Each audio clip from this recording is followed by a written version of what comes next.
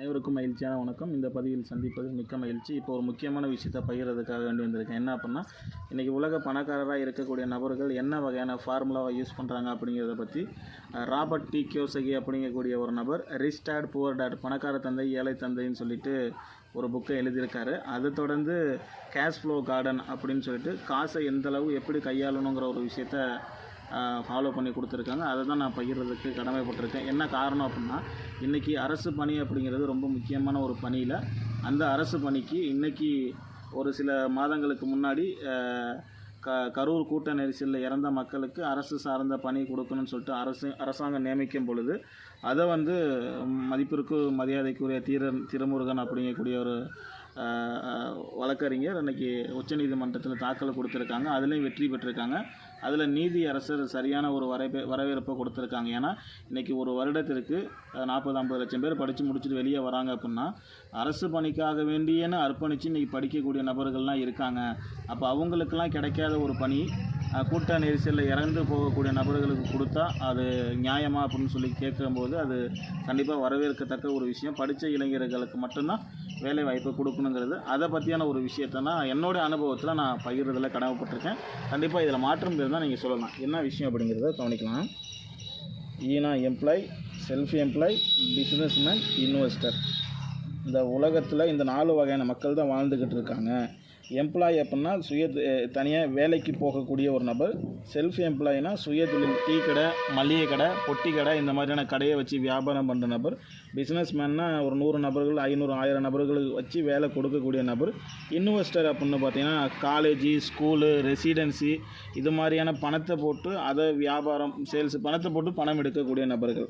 இவங்களோட வாழ்க்கையும் நான் மெர்ஜ் பண்ணுறதுக்கான காரணம் என்ன அப்படின்னா, அரசு பணியாளராக இருந்தாலும் கூட அவர் ஒன் ஆஃப் த எம்ப்ளாய். இன்றைக்கி தப்பாக எடுத்துக்க வேண்டாம், மாவட்ட ஆட்சியாளராக இருந்தாலும் கூட அவர் எம்ப்ளாயி தான், மாற்று கருத்தே கிடையாது. மக்களுக்கான ஒரு சேவகன். இன்றைக்கி அது மாதிரி எடுத்தீங்கன்னா வட்டம், மாவட்டம், விஓ, ஆர்ஐ, தாசில்தார், பிடிஓ, இந்த மாதிரி எந்த அரசு பணியாளராக இருந்தாலும் கூட அவர் எம்ப்ளாயி தான், மாற்று கருத்து கிடையாது, மக்களுக்கான ஒரு சேவகர். அப்படிங்கும்போது இவர் யார் கேரட்டில் வருவாங்கன்னா, எம்ப்ளாயோட கேரட்டில் தான் வருவாங்க. இவங்க 2 பேரும் ஒரே ரகம், இண்டிவிஜுவல். இன்றைக்கி அரசு பணியாளர் அப்படின்னு பார்த்தீங்கன்னா அவர் ஒரு எம்ப்ளாயி தான். அப்போ அந்த எம்ப்ளாயி அப்படின்னா அவர் வேலைக்கு போனால் அவர் குடும்பத்திற்குள்ள அவருக்கு மட்டும்தான் வருமானம் இருக்குது. இன்னொன்று லிமிட்டட் இன்கம். இன்றைக்கி மாதம் 1 லட்ச ரூபானா 1 லட்சம் தான், 50,000னா 50,000 ரூபா. அதே மாதிரி ஆக்டிவ் இன்கம். அந்த அரசு பணியாளர் வேலைக்கு போய் அந்த வேலையை செஞ்சால் தான் அவருக்கு வருமானம், இல்லைனா அவருக்கு வருமானம் கிடையாது. உழைப்புன்னு பார்த்திங்கன்னா ஒரு 95% இருக்குது, வருமானம்னு பார்த்திங்கன்னா ஒரு 5% தான் இருக்குது. இவங்க எல்லாமே வேலைக்கு போகக்கூடிய நபர்களாக இருக்காங்க. யார் மாவட்ட ஆட்சியாளராக இருந்தாலும் அவரும் ஒரு எம்ப்ளாயி தான், மாற்று கருத்து கிடையாது. மக்களுக்கான ஒரு சேவகன், மக்கள் நியமிக்கப்பட்ட, மக்களுக்காக வேண்டி வேலை செய்யக்கூடிய ஒரு நபராக நியமிச்சிருக்காங்க. ஆனால் இந்த சைடில் இருக்கவங்க என்ன பண்ணுவாங்க அப்படின்னா, அவங்களுக்கு ஒரு டீமு, அவங்களுக்கு ஒரு குழு, அவங்கன்னு ஒரு பிரான்ச்சை உற்பத்தி பண்ணி அதன் மூலயமா வருமானம் சம்பாதிக்கக்கூடிய ஒரு நபராக மாறுறாங்க. அப்படின்னா பிஸ்னஸ்மேன் அப்படின்னா இன்றைக்கி திருச்சியில் சாரதாஸ், போத்தீஸ், மங்கள, ரத்னா ஜுவல்லர்ஸ், இது மாதிரிலாம் கடையை எடுத்துட்டீங்கன்னா இன்றைக்கி 100 நபர், 500 நபர், 1000 நபர், 2000 நபர் வேலை செய்கிறாங்க. அப்போ அங்கே என்ன நடக்குது அப்படின்னு பார்த்தீங்கன்னா, டீம் ஒர்க்கு. அந்த டீம் ஒர்க் மூலயமா அந்த கம்பெனிக்கு அதிகப்படியான வருமானம் வருது. அவங்களுடைய அடுத்தடுத்த படிநிலை அடைகிறதுக்கான வாய்ப்பு இருக்குது. இங்கே லிமிட்டட் இன்கம், வேலைக்கு போகக்கூடிய நபர்கள். ஆனால் வியாபாரம் பண்ணக்கூடிய நபர்கள் அன்லிமிட்டடான வருமானம் சம்பாதிக்கிறாங்க. இன்றைக்கி அரசு பணியாளர்கள் ஆகணும் அப்படின்னா நிறையா நபர்களுக்கான ஒரு எண்ணம் என்ன, கவர்மெண்ட் வேலை அப்படின்னா நிரந்தரமான ஒரு வேலை, நிலையான ஒரு வருமானம் அப்படின்ட்டு. அது 2000க்கு முன்னாடி கவர்மெண்ட் வேலைக்கு போன நபர்களுக்கு பென்ஷனு கிடச்சிச்சு, வாரிசு நியமனமும் கிடச்சிது. ஆனால் இன்றைக்கி இருக்கக்கூடிய நபர்களுக்கு பென்ஷனும் கிடையாது, வாரிசு நியமனமும் கிடையாது. அரசு பணியாளர் என்று சொல்லிக்கலாம், அவ்வளோதான். மற்றபடி பெருசாக ஒன்றும் கிடையாது. ஆனால் தொழில் பண்ணால் மட்டும்தான் வாழ்க்கை மாறும் அப்படிங்கிறதுக்காக வேண்டி தான் இன்றைக்கி சொல்லியிருக்கேன். இது ஆக்டிவ் இன்கம், வேலைக்கு போனால் மட்டும்தான் வருமானம். இங்கே பேசிவ் இன்கம், வேலைக்கு போகலைனாலும் இன்றைக்கி வருமானம் வந்துக்கிட்டு இருக்குது. இன்றைக்கி ஒரு உதாரணத்துக்கு சொல்கிறேன். இன்றைக்கி இந்தியாவின் நம்பர் 1 டீலர் வசந்த் அண்ட் கோ அப்படின்னு சொல்கிறோம். அவர் ஐயா கோவைட்டில் தவறி போயிட்டாங்க. அவர் தவறி போனதுனால அவர் குடும்பத்துக்கு வருமானம் போகாமல் இருக்கா அப்படின்னா இன்னும் போய்கிட்டு தான் இருக்குது. ஏன்னா ஒரு பிரான்ச் கிளைகளை உருவாக்கி வச்சுருக்காங்க, மேன் பவரை உருவாக்கி வச்சுருக்காங்க, சேல்ஸ்மேனை அதுக்கான கஸ்டமரை உருவாக்கிக்கிட்டு தான் இருக்காங்க. இந்த பதிவை சொல்கிறதுக்கான முக்கியமான காரணம் என்ன அப்படிங்கிறது, இவரோட உழைப்புன்னு பார்த்திங்கன்னா வெறும் 5%, 95% வருமானம் இருக்குது. அதுக்கான காரணம் என்ன அப்படின்னு பார்த்தீங்கன்னா, வேலைக்கு போகக்கூடிய நபர்கள் சாகுதுன்னு வேலைக்கு போகணும்.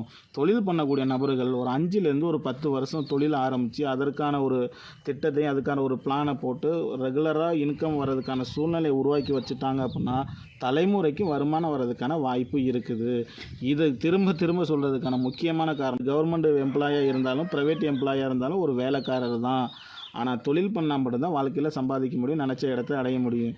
ஏன்னா இன்றைக்கி இந்த கரூர் கூட்ட நெரிசலில் இறந்த நபர்களுக்கு இன்றைக்கி தமிழ்நாட்டு முதல்வராக இருக்கக்கூடிய விஜய் அவர்கள் வந்து ஒரு 15 லட்ச ரூபா, 20 லட்ச ரூபா, 10 லட்ச ரூபா கொடுத்துருக்காங்க அப்படின்னா அந்த 10 லட்சத்தை வாங்கின குடும்பத்தார்கள் சொந்தமாக ஏதாவது ஒரு தொழில் பண்ணுறதுக்கான வாய்ப்பை ஏற்படுத்திக்கிட்டால் நல்லா இருக்குங்கிறது என்னோட அன்பான ஒரு கருத்து.